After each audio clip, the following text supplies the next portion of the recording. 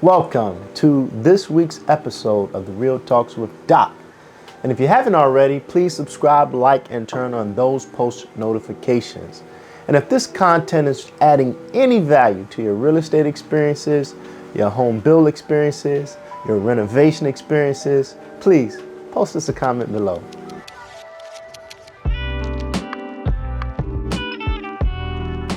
Good morning, Doc. Good morning, good morning, good morning, Kate. So, last video, you told us you would give us some real estate updates. What you have for us?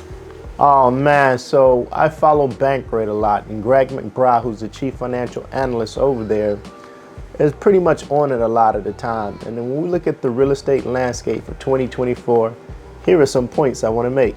So point number one, due to low inventory and interest rates still being high, which means lower supply, higher demand, it is still a seller's market, unfortunately. However, as interest rates continue to come down, this will spur up a new market for both buyers and sellers. Adding more inventory to the market, sellers can then sell their homes and move to bigger homes or move to newer homes, and buyers have more inventory at their discretion. As of November 2023, according to Bankrate, the average median home sale was $387,600, which is up 4% just from the previous year. Also, as Greg McBride stated, chief financial analyst, as long as the economy continues to chug along and as long as the economy is doing well, the new normal for high interest rates could be here to stay. So that's something to watch out for. And lastly, as of November 2023, the U.S. inflation rate was at 3.1%, which is a bit higher than the Federal Reserve Chairman Jay Powell would like. He would prefer those interest rates, those inflation rates be at 2%. So we'll continue to watch the market in 2024. We'll continue to look for new inventory coming on the market. But right now, buyers, hang in there, be strong. I know you're not happy with these interest rates. I know it limits your buying power. But again, I would say if you're in a position to buy a home, always execute that position. Because it's always about weighing your options, right? There's pros and cons to every situation, and you have to manage those pros and cons. So for a first-time home buyer or any home buyer, right? Like, are you in a situation where you're currently renting? We know that every time you pay your rent, you're paying someone else's mortgage. And every time you're paying someone else's mortgage, you're helping build their equity and not yours. So if you're in that situation, we don't know what the interest rates will do, right? All of this is forecast, right? And sometimes people forecast and get it correct. Sometimes people forecast and get it wrong. When you have a great realtor, they'll advise you in that situation. And every great realtor will always tell you, always have your finger on that let's buy trigger, because you'll never know when the right opportunity comes along. So don't get discouraged just because you have high interest rates.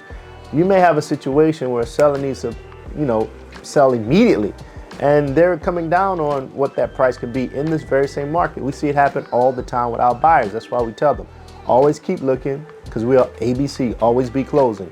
So for you, that first-time home buyer, don't be discouraged. Again, stay the course. Keep looking at those properties that your agent is sending you. Know your numbers, right? Because that's another important thing. It's okay if you have a great lender that you check in with once a week. Hey, did those interest rates move at all? Because 0.25% means a couple $100 in savings in your mortgage based on the size of that purchase. Remember, the median home sale last year, as of November, for the nation, the United States of America, we're not talking about specific pockets, we're talking about the whole. And we look at the whole to give us a benchmark of how well the national economy is doing. It was $387,600, which is good because that is up 4% from just the previous year. So that means real estate homes are still selling on a national level. We're not talking about specific pockets because that creates its own set of data. But we just use these benchmarks to kind of get an indication if the market is stagnant, if the market is booming, if the market is progressing, if the market is declining. And with that being said and done, that gives me a sense of understanding that buyers still stay out there looking for that next home. Okay, so how do you handle negotiations And what strategies do you use to get the best deal for your buyer? Pressure points. What is that seller's motivation? And based on what that seller's motivation is, we can devise a great negotiation tactic. And also, the desirability of that home. If it's a home my client really, really likes, I know I'm going to go in there and make sure that we come back with that home. If it's a home that, in order to move them, it must be better than anything else that they're looking at in terms of the structure of the deal, then I also know that that's a different negotiating strategy. So the biggest thing is just understanding everyone's pressure point and levels of tolerance that you can push them to make sure that if I'm representing the buyer, that we push them all the way to that low point, and if I'm representing the seller, I make sure to maintain not going to that low point. So even when I'm representing a buyer versus a seller, my negotiation strategies are totally different. For a seller, my job is to keep as much money as I can for them. For a buyer, my job is to get the best deal that may not make as much money for the seller. So even in that representation of a buyer versus a seller, I go in and negotiate differently. So that's something to think about when you're evaluating your realtor and making sure that he's negotiating on your behalf. If you're a seller, your realtor should not be giving anything away. Like literally be stingy. Keep every single dollar, because a dollar saved in negotiations is a dollar earned for that seller.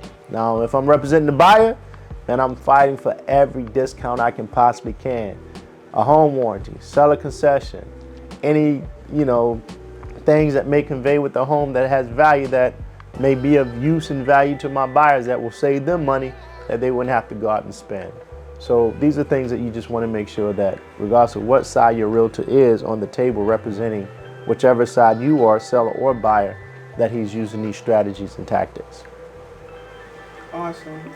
Can you provide a breakdown of the costs someone should have or expect to have rather when purchasing a home? Closing costs, property tax, Yeah, so you have two types of out-of-pocket costs if you're a buyer and selling a home. You have your down payment, and then outside of your down payment, you have your closing costs. And a lot of times people get those two costs confused, right? So first of all, when you go into a contract must have three parts. It must have offer. Now I'm talking about the buy side. You make an offer to the seller. The seller must do one or two things. They're going to counter or they're going to accept. You counter back and forth until you get to that second critical part of a contract, and that's acceptance. So you have offer, you have acceptance, and then there must be a third part known as consideration. And in our world of real estate, that consideration is also commonly known by a three-letter term called an EMD.